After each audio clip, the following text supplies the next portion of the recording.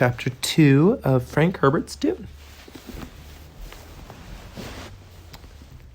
Explosions are also natural compressions of time. Observable changes in the universe are all explosive to some degree, and from some point of view, otherwise you would not notice them. Smooth continuity of change, if slowed sufficiently, goes without notice by observers whose time and attention span is too short. Thus, I tell you, I have seen changes you would have never marked. From Leto II.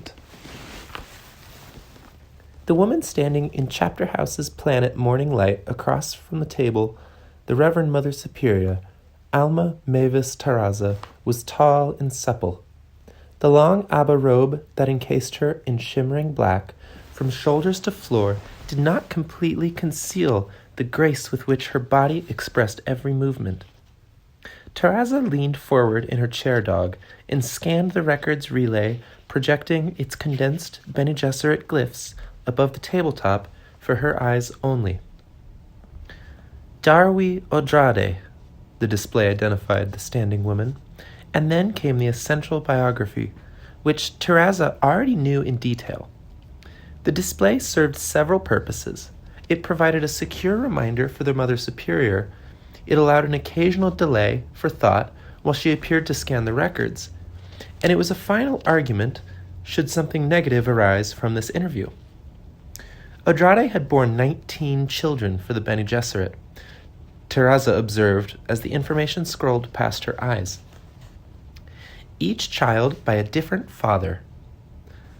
Not much unusual about that, but even the most searching gaze could see that this essential service to the Sisterhood had not grossened Odrade's flesh. Her features conveyed a natural hauteur in the long nose and the complementary angular cheeks. Every feature focused downward to a narrow chin. Her mouth, though, was full and promised a passion that she was careful to bridle. We can always depend on the Odrade genes, Taraza thought. A window curtain fluttered behind Odrade, and she glanced back at it. They were in Taraza's morning room, a small and elegantly furnished space decorated in shades of green. Only the stark white of Taraza's chair dog separated her from the background.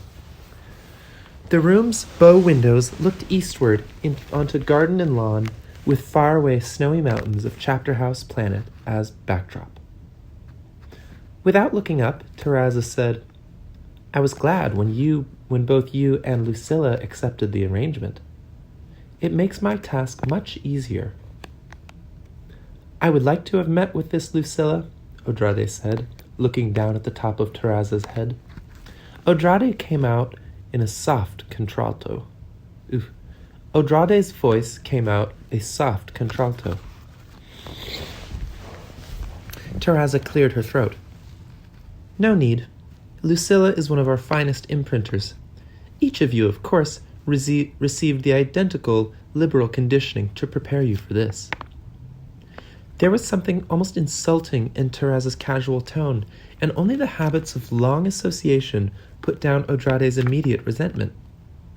It was partly that word liberal, she realized. Atreides' ancestors rose up in rebellion at the word. It was as though her accumulated female memories lashed out at the unconscious assumptions and unexamined prejudices behind the concept. Only liberals really think. Only liberals are intellectual. Only liberals understand the needs of their fellows. How much viciousness lay concealed in that word, Odrade thought. How much secret ego demanding to feel superior. Odrade reminded herself that Taraza, despite the casually insulting tone, had used the term only in its Catholic sense. Lucilla's generalized education had been carefully matched to that of Odrade. Taraza leaned back into a more comfortable position, but still kept her attention on the display in front of her. The light from the eastern windows fell directly on her face, leaving shadows beneath nose and chin. A small woman, just a bit older than Odrade, Taraza retained much of the beauty that she had made that had made her a most reliable breeder with difficult sires. Her face was a long oval with curved cheeks. She wore her black hair drawn back tightly from a high forehead with a pronounced peak. Terraza's mouth opened minimally when she spoke. Superb control of movement. An observer's attention tended to focus on her eyes, that compelling blue in blue. The total effect was of a suave facial mask from which little escaped to betray her true emotions. Odrade recognized this present pose in the Mother Superior. Terraza would mutter to herself presently. Indeed, right on cue, Terraza muttered to herself. The Mother Superior was thinking while she followed the biographical display with great attention. Many matters occupied her attention. This was a reassuring thought to Odrade. Terraza did not believe there was any such thing as a beneficent power guarding humankind. The Missionara Protectiva and the intentions of the Sisterhood counted for everything in Terraza's universe. Whatever served these intentions, even the machinations of the long-dead tyrant could be judged good. All else was evil. Alien intrusions from the scattering, especially those returning descendants who called themselves honored matras, were not to be trusted. Terraza's own people, even those reverend mothers who opposed her in council, were the ultimate Bene Gesserit resource, the only thing that could be trusted. Still, without looking up, Terraza said, "Do you know that when you compare the millennia preceding the tyrant with those after his death, the decrease in major conflicts is phenomenal? Since the tyrant, the number of such conflicts has dropped to less than 2% of what it was before." "As far as we know," Odrade said. Terraza's gaze flicked upward and then down. "What?" "We have no way of telling how many wars have been fought outside our ken." "Have you statistics from the people of the scattering?" "Of course not." "Leto tamed us, is what you're saying," Odrade said. "If you care to put it that way." Terraza inserted a marker in something she saw on her display. "Shouldn't some of the credit go to our beloved Bashar Miles Teg?" Odrade asked. "Or to his talented predecessors?" "We chose those people," Terraza said. "I don't see the pertinence of this martial discussion," Odrade said. "What does it have to do with our present problem?" "There are some who think that we may revert to the pre-tyrant condition with a very nasty bang." "Oh?" Odrade pursed her lips. "Several groups among our returning lost ones are selling arms to anyone who wants to buy or can buy." Specifics? Odrade asked. "Sophisticated arms are flooding into Gamu, and there can be little doubt that Tleilaxu are stockpiling some of the nastier weapons." Terraza leaned back and rubbed her temples. She spoke in a low, almost musing voice.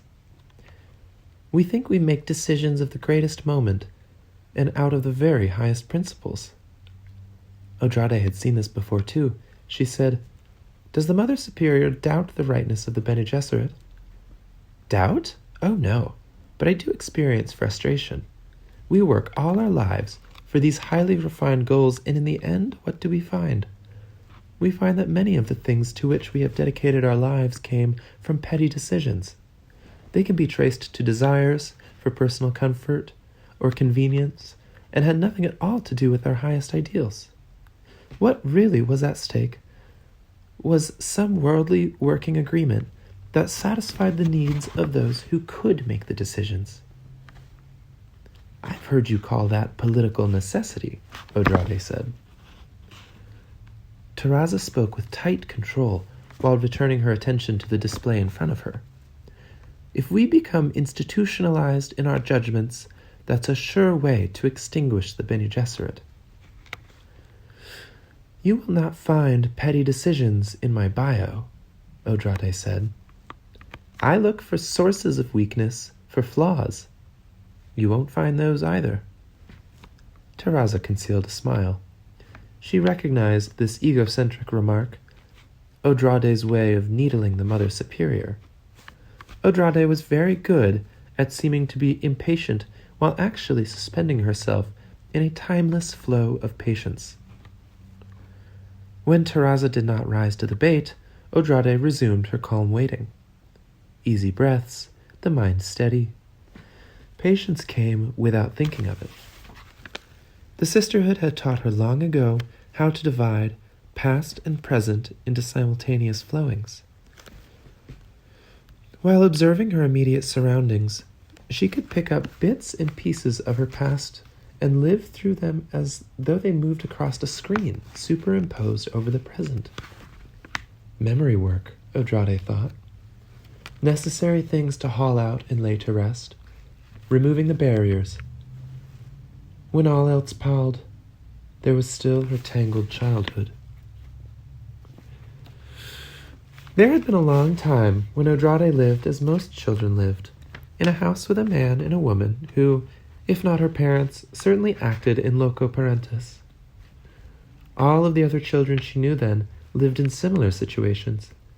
They had papas and mamas. Sometimes only papa worked away from home. Sometimes only mama went out to her labors.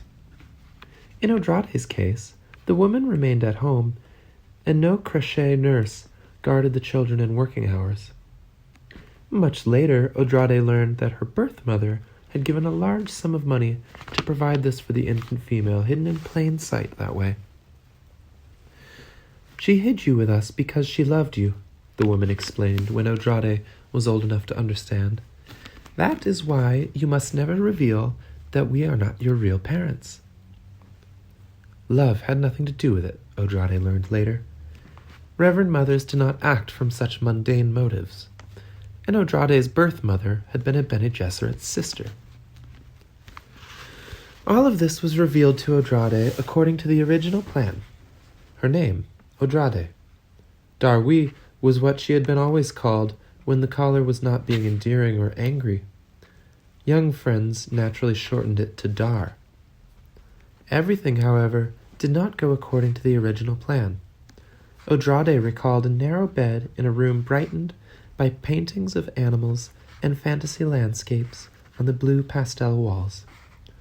White curtains fluttered at the window in the soft breezes of spring and summer.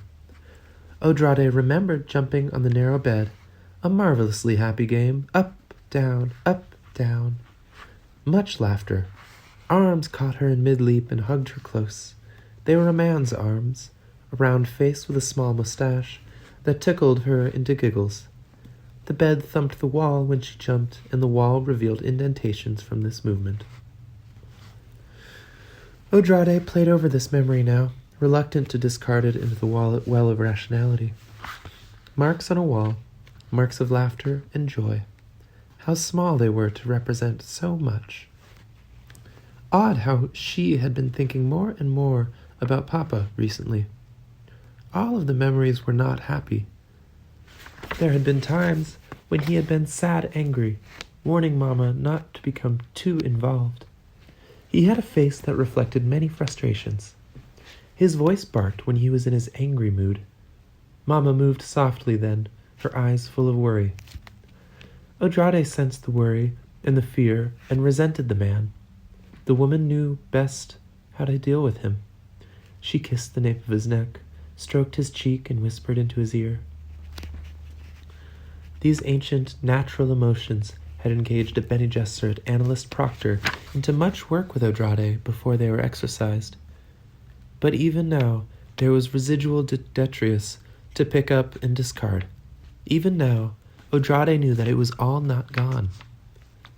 Seeing the way Taraza studied the biological record with such care, Odrade wondered if that was the flaw the Mother Superior saw. Surely they know by now that I can deal with the emotions of those early times. It was all so long ago. Still, she had to admit that the memory of the man and woman lay within her, bonded with such force that it might never be erased completely, especially Mama. The Reverend Mother, in extremis, who had borne Odrade, had put her in that hiding place on Gamu for reasons Odrade now understood quite well. Odrade harbored no resentments. It had been necessary for the survival of them both. Problems arose from the fact that the foster mother gave Odrade that thing which most mothers give their children, that thing which the Sisterhood so distrusted: love. When the Reverend Mothers came, the foster mother had not fought the removal of her child. The two Reverend Mothers came with a contingent of male and female proctors. After Odrade was a long time of understanding the significance of that wretched moment, the woman had known in her heart that the day of parting would come, only a matter of time. Still, as the days became years, almost 6 standard years, the woman had dared to hope. Then the Reverend Mothers came with their burly attendants. They had merely been waiting until it was safe, until they were sure no hunters knew this was a Bene Gesserit plan, Atreides' scion. Odrade saw a great deal of money pass to the foster mother. The woman threw the money on the floor, but no voice raised an objection. The adults in the scene knew where the power lay. Calling up those compressed emotions, Odrade could still see the woman take herself to a straight-backed chair beside the window onto the street, there to hug herself and rock back and forth, back and forth. Not a sound from her.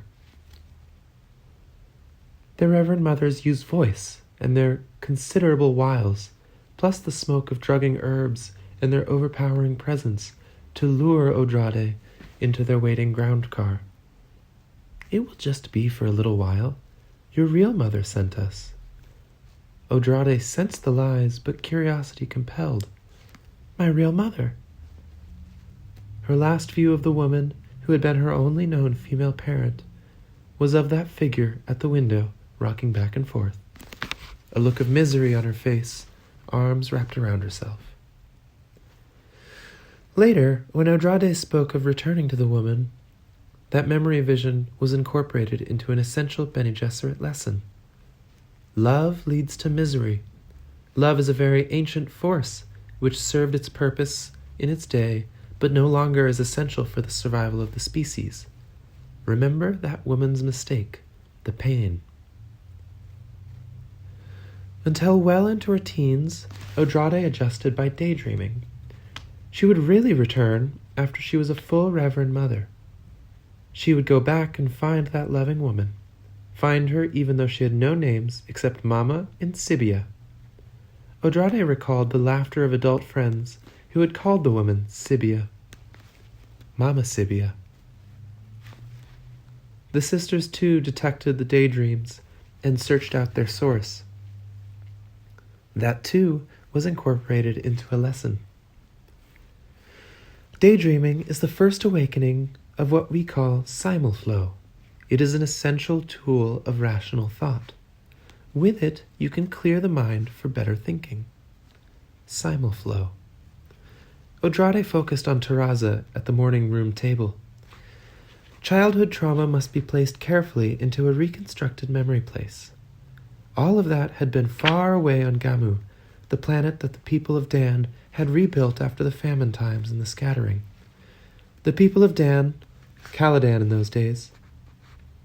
Odrade took a firm grip on rational thought, using the stance of the other memories that had flooded into her awareness during the spice agony when she had really become a full Reverend Mother. Simulflow, the filter of consciousness, other memories. What powerful tools the Sisterhood had given her. What dangerous tools. All of those other lives lay there, just beyond the curtain of awareness. Tools of survival, not a way to satisfy casual curiosity. Terraza spoke, translating from the material that scrolled past her eyes. You dig too much in your other memories. That drains away energies better conserved. The Mother Superior's blue and blue eyes sent a piercing stare upward at Odrade. You sometimes go right to the edge of fleshly tolerance. That can lead to your premature death. I am careful with the spice, Mother. And well you should be. A body can take only so much melange, only so much prowling in its past. "Have you found my flaw?" Odrade asked. "Gamu!" One word, but an entire harangue. Odrade knew the unavoidable trauma of those lost years on Gamu.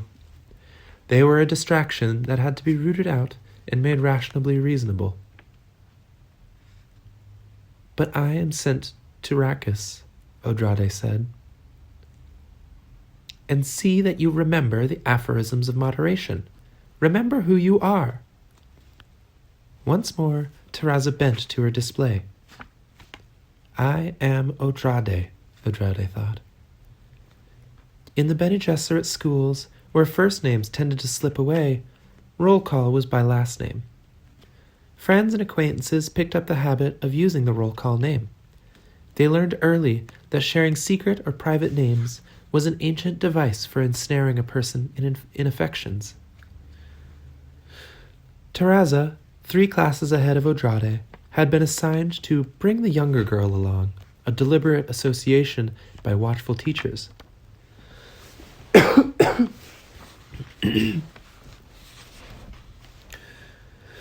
Bringing along, excuse me. Oh my. Ooh.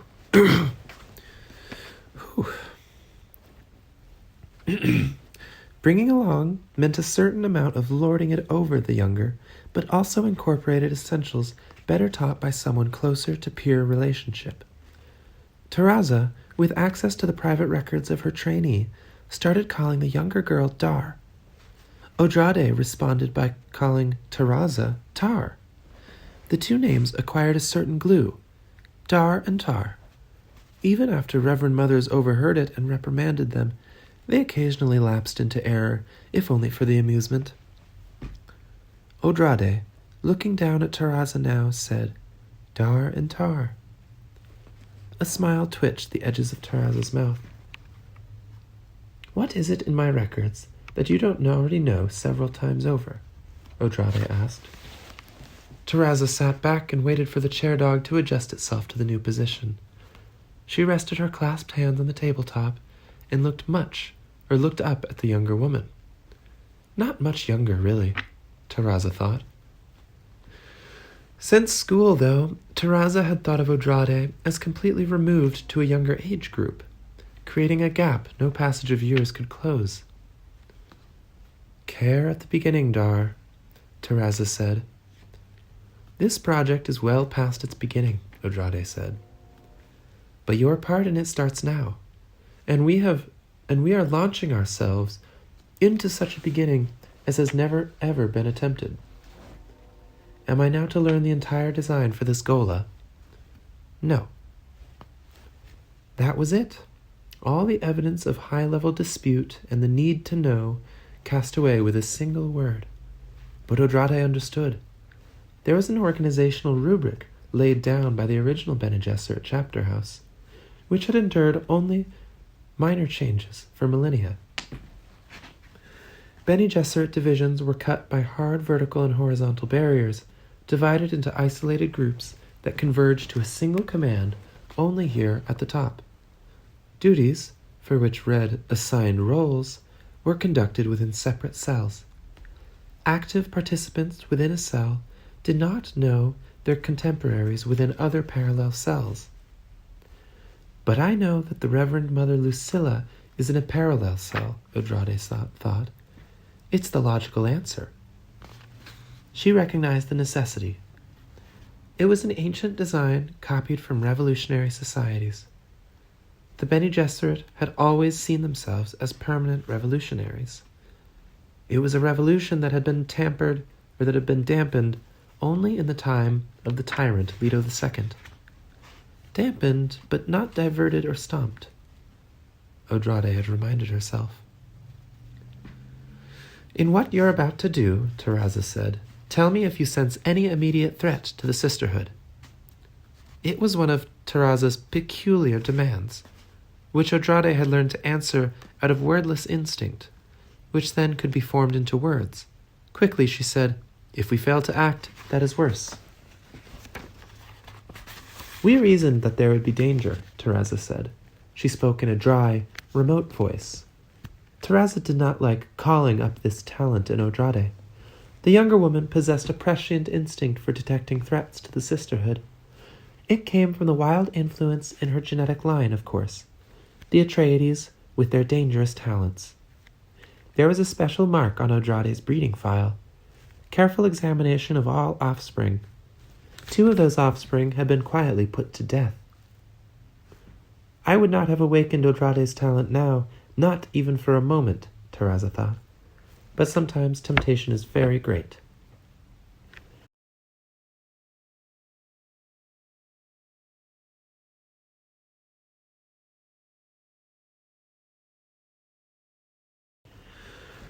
Teraza sealed the projector into her tabletop and looked at the blank surface while speaking. Even if you find a perfect sire, you are not to breed without our permission while you are away from us. The mistake of my natural mother, Odrade said. The mistake of your natural mother was to be recognized while she was breeding.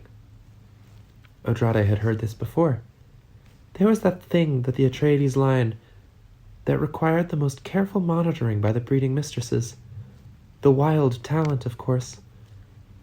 She knew about the wild talent, that genetic force which had produced the Kwisatz Haderach and the tyrant. What did the breeding mistresses seek now, though? What was their approach, or was their approach mostly negative? No more dangerous births. She had never seen any of her babies after they were born, not necessarily a curious thing for the Sisterhood, and she never saw any of the records in her own genetic file. Here, too, the Sisterhood operated with careful separation of powers. And those earlier prohibitions on my other memories. She had found the blank spaces in her memories and opened them. It was probable that only Teraza and perhaps 2 other counselors, Belanda, most likely, and 1 other older Reverend Mother, shared the most sensitive access to such breeding information. Had Teraza and the other really sworn to die after revealing privileged information to an outsider? There was, after all, a precise ritual of succession which should a key Reverend Mother die while away from her sisters and with no chance to pass along her encapsulated lives. The ritual had been called into play many times during the reign of the tyrant, a terrible period. Knowing that the revolutionary cells of the Sisterhood were transparent to him, monster, she knew that her sisters had never deluded themselves that Leto II had refrained from destroying the Bene Gesserit out of some deep-seated loyalty to his grandmother, the Lady Jessica. Are you there, Jessica? Odrade felt the stirring far within, the failure of one Reverend Mother. She allowed herself to fall in love. Such a small thing that allowed great consequences. 3,500 years of tyranny, the golden path, infinite? What of those lost megatrillions gone into What of those lost megatrillions gone into the scattering? What threat was posed by those lost ones returning now? As though she read Odrade's mind, which sometimes she appeared to do, Teraza said, "The scattered ones are out there, just waiting to pounce." Odrade had heard the arguments. Danger on the one hand, and on the other, something magnetically attractive. So many magnificent unknowns. The Sisterhood with its talents, honed by melange over the millennia. What might they not do with such untapped resources of humanity? Think of the uncounted genes out there. Think of the potential talents floating free in the universe where they might be lost forever. It's the not knowing that conjures up the greatest terrors, Odrade said. And the greatest ambitions, Teraza said. Then do I go to Arrakis? In due course. I find you adequate to the task. Or you would have not assigned me. It was an old exchange between them, going right back to their school days. Taraza realized, though, that she had not entered it consciously. Too many memories tangled the two of them. Dar and Tar. Have to watch that. Remember where your loyalties are, Taraza said. Ooh, that was a long one. And my voice is very tired. I hope you guys enjoyed. Yeah. All's well. I think I'm going to take a break and drink some tea before I go talk to anybody else or do anything. But thank you for listening. And I am happy to get any feedback or encouragement from you guys. If anybody's listening, I see that a couple of my videos got a bit of views. But yeah, that's all for now. Until next time, goodbye.